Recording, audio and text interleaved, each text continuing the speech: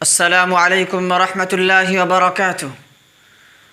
آج میں آپ لوگوں کے سامنے ایک ایسا واقعہ بیان کرنے والا ہوں جس واقعے نے مجھے اندر سے جھنجھوڑ کے رکھ دیا۔ واقعہ یہ ہے کہ ایک بیٹی 3 مہینے کی نئی نویلی دلہن میکے واپس آ گئی۔ آ کیا گئی بلکہ اسے بھیج دی گئی۔ میکے واپس بھیجنے کی وجہ کیا تھی؟ وجہ یہی تھی کہ وہ بیٹی جس گھر میں بہو بن کے گئی تھی، سسرال والے کو اس کی عادت پسند نہیں تھی۔ وہ بیٹی کھانا نہیں بنا پاتی تھی، اس بیٹی کو گھرداری نہیں آ رہی تھی، اور بہو کا دل میکے میں لگا رہتا ہے اور صبح دیر سے اٹھتی ہے۔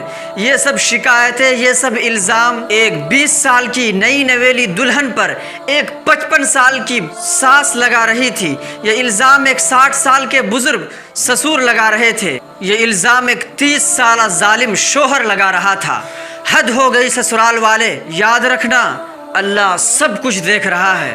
اب ہم خود اپنے ضمیر سے ایک سوال کریں کہ ہم ایک 20 سالہ لڑکی سے کن کن چیزوں کا مطالبہ کرتے ہیں، ایک نئی نویلی دلہن سے کیا کیا امیدیں لگاتے ہیں۔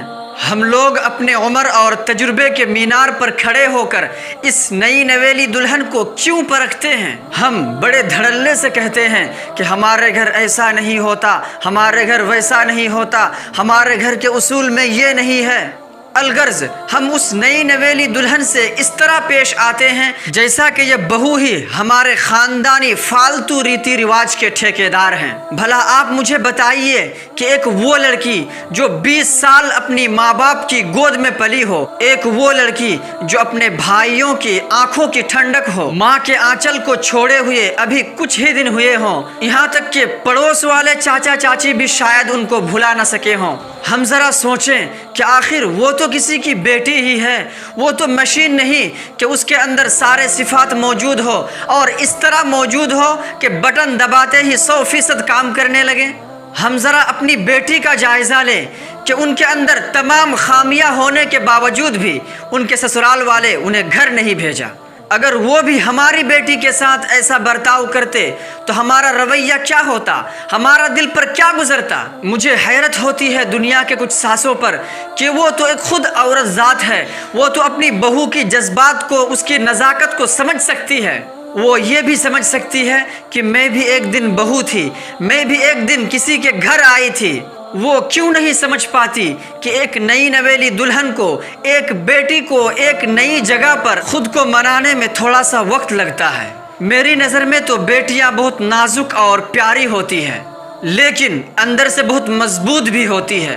صرف انہیں سمجھنا ضروری ہوتا ہے، انہیں پیار و محبت دینا ضروری ہوتا ہے۔ ہم ذرا دیکھیں تو صحیح کہ بیٹیاں کتنی نازک ہوتی ہیں کہ جب میکے میں تھوڑی سی انگلی کیا کٹ گئی کہ چیخ چیخ کر پورے گھر والے کو اپنے خدمت میں لگا دیتی ہے، لیکن جب کوئی دھوکے باز شوہر یا ظالم سسرال والے تانے دے دے کر اس کی روح کو چھلنی کر دیتے ہیں تو وہ اف تک نہیں کرتی۔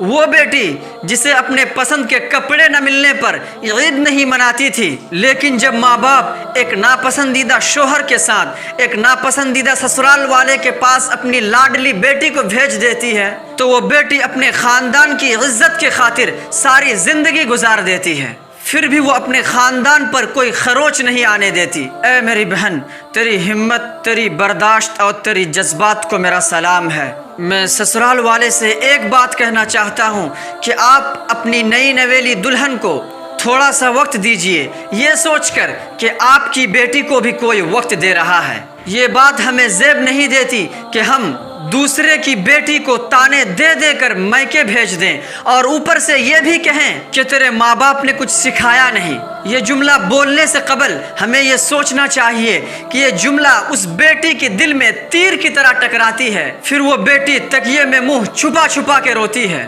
ہم ذرا سوچیں کہ اس کے آنسوؤں کا جواب کون دے گا؟ کیا ہم اللہ رب العزت کے سامنے اس کا جواب دے پائیں گے؟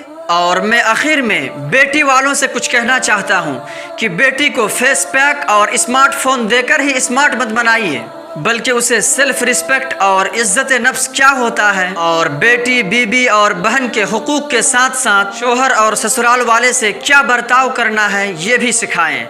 اللہ رب العزت بیٹیوں کی عزت کو برقرار رکھے۔